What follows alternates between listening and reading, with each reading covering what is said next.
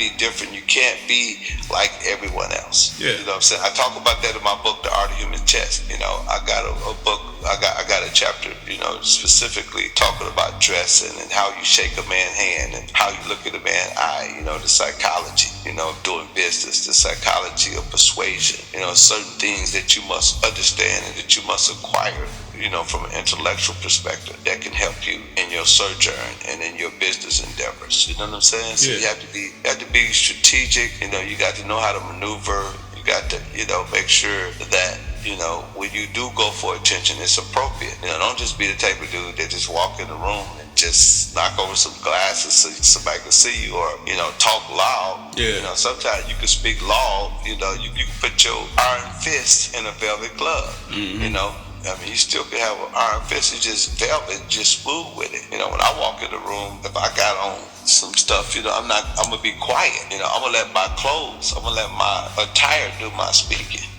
That ties into what I wanted to ask you, because, you know, it really doesn't translate when people see videos, but, you know, people want to dress fresh, but, you know, you also got to smell fresh too, and they have the best colognes. I mean, I know people be like, oh, I just use a Dio and all them basic soaps. I mean, it's exclusive soaps too that you can use that, you know, that can. Yes, I mean, it's a lot of colognes that you can use. It's Miyake, Versace, you know. I mean, it's a lot of brands out there, but that's on the individual. Yeah, that's true too. That's on the individual how he want to smell. So, you know, I can't really tell a person what cologne to wear, or, you know, or what cologne I wear, because I wear different cologne for different occasions. You know what I'm saying? Yeah. You know, all I just say, you know, we used to joke about it being pimp. Say, yeah, I got my pimp cologne on. You know what I'm saying? So, you know, that's all I can say. Keep your pimp cologne on, whatever it is, whatever, you know, make you smell pimpish. You know, put that on. You know, so yeah, But more so, like I was more kind of saying, because you know how you were saying it's suits that's, you know, you and in jewelry you buy from the middle of the mall. It's stuff that, you know, it's colognes they sell at Walgreens and stuff like that, and people think, you know, that's it. No, if you go to some of these, you know, no, you don't. I mean, certain colognes specialize in a certain smell. Yeah. You know, and when you walk in that room and you don't smell like nothing that a woman smelled before, it gets her attention. You know, it gets everyone's attention. They're like, man, what's that you got on? So those are the type of colognes that you want to kind of seek out. You want to seek out that stuff. You know, they got some very expensive stuff that smell very exclusive, and that's the ones that I recommend. I recommend that whatever you do, if you're in the entertainment business, or if you're in a business where it require you to compete with others, I recommend that you always play your game. Okay. You always, you know, try to outdo whoever, whatever. You always try to find that one thing that's going to distinguish you from everyone else. There's always something. It could be a handkerchief. It could be, you can put a flower, you know what I'm saying, on your lapel. It could be, you know, you can wear your pants maybe 2 inches too high, you know, but $2,500 Louis Vuitton red bottoms. You see what I'm saying? It's different things that you could do to steal the attention without trying to do it. But by all means, if you're in a competitive environment, that's what you want to do. Mm-hmm. You know, and like I know a lot of preachers, right? You know, that I be looking at on the internet, just checking them out, and I be just checking out what they wearing, because, you know, preachers, you know, they ain't nothing but another form of, you know, players anyway, in my opinion. You know, some of them, you know, they're not players in the street sense, but when we say player, we mean that they player. They look good. They dress nice. Okay. You know, they got flavor. So that's what I mean by player. So when I look at some of the preachers, I notice that they have their suit coats tailored on the top. It'd be the same suit that you would buy in the mall, but they have it tailored. They put like maybe a little belt in the back, or they put an extra 2 buttons over here. They put a little pocket thing over the pocket. You know, I mean, it's just different things that you could do to distinguish yourself from others.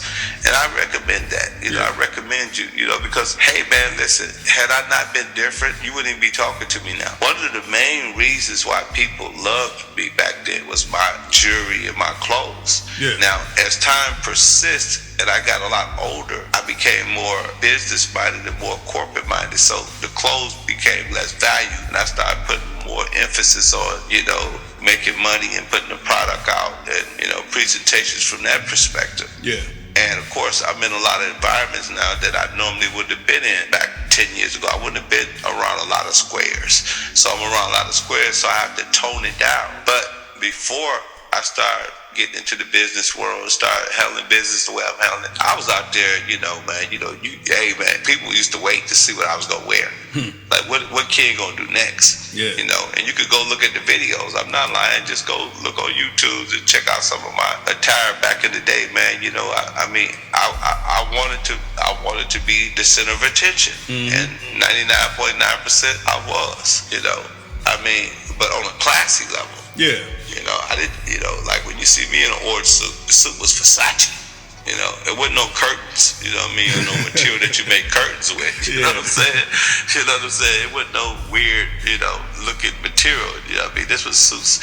You're talking about, just look at it. You go look at the suits. They were tailored, European cut. They were expensive. They were, $1,800 suits, $2,500 suits, $1,500 shoes, $30,000 coat, so tell me this, $60,000 worth of jewelry. Would you recommend, somebody that may want to get something tailored for them to check out tailors? Because, not every tailor is created equal. Well, tailor is two different type of tailors. What I would do is I would go get a Versace suit, and then I would go to a seamstress, or I'll get online and I'll order me some Versace buttons. Okay. That were different, and then I would take it and help my tailor to put those buttons on and take the store buttons out. The store buttons might be the little plastic type buttons they put on there.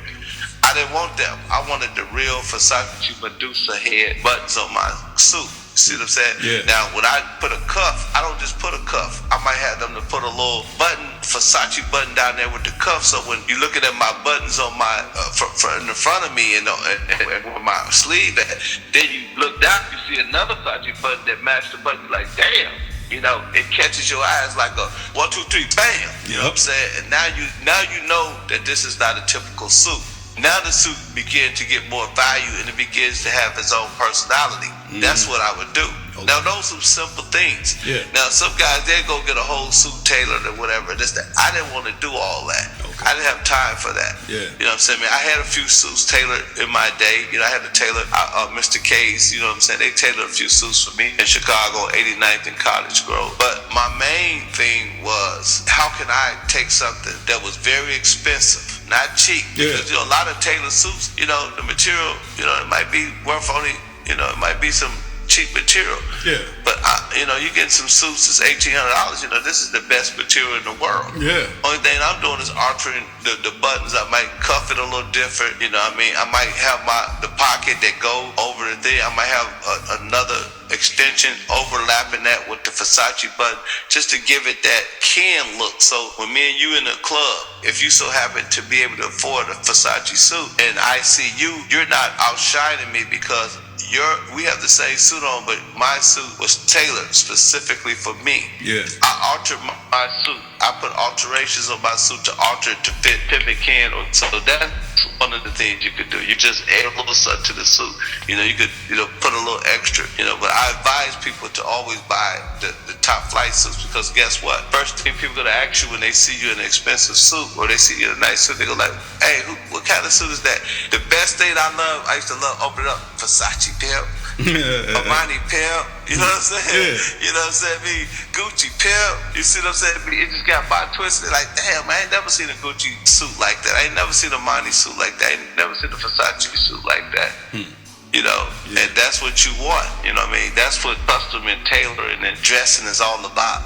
Being distinguished. Figured out this itty bitty ways to alter the suit. Like you might see me on one suit, I got a suit. It was a regular suit I bought. It was a pink suit. Or not pink. I don't know what color it was, but it looked pink.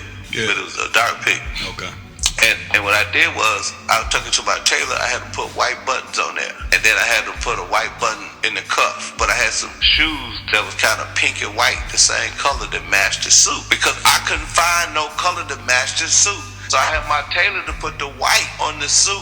Now the suit matches the shoes. Yeah. You know what I'm saying? It only costed me $100 to enhance it, and I got on a $1,500 suit. But I spent another, $100, now $1,600. But I'm guaranteed that no one is going to have the same suit on I have on.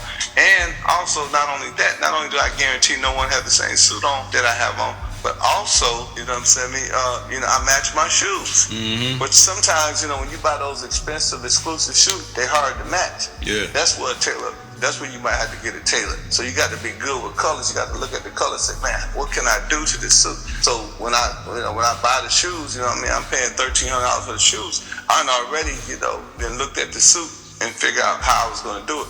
Sometimes it used to take me 2 days to walk around and look and see what I was going to put on, because I had to find the suit to match the shoes. I had to figure out what I was going to do to the suit to make the shoes complement the suit. And just, it's a fun game, man. Yeah. Dressing is a fun game. No one can deny that I was one of the best that ever did it. Yeah. You got away with it. Man, and essentially, you can't never go wrong with dressing, high end anyways. Yeah, I would eventually start dressing again. I don't think dressing is appreciated today as it was back when we was dressing. I mean, when a dude bought a $1,000 pair of shoes, you wanted everybody to know, and people knew it. I mean, Gators Murray was popping, especially in Atlanta and Milwaukee and Minnesota, Detroit. And that's what Biggie was saying. My Detroit Pink Gators, my Detroit players. You know what I'm saying? Because, it was big. It was a big thing. Yeah. We used to show up and show out. I mean, when I was young, man, when I was in my 30s, man, you couldn't catch me without an outfit, everything running at least 5 bands. If what I had on was gonna cost 5 bands, but I look at today's youth and I see them, they got on $2,500 Louis, they got $500 Robin jeans, they got a $200 Robin jeans shirt, and they got probably a $2,500 coat. So they still dress expensive. It's just more of a casual style. Yeah, it's just more casual.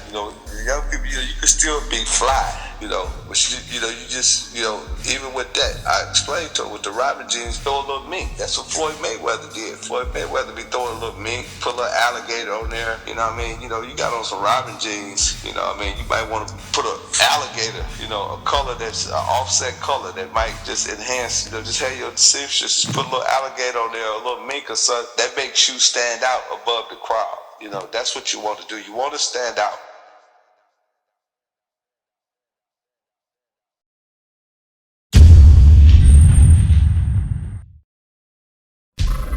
Too cool to come 24/7.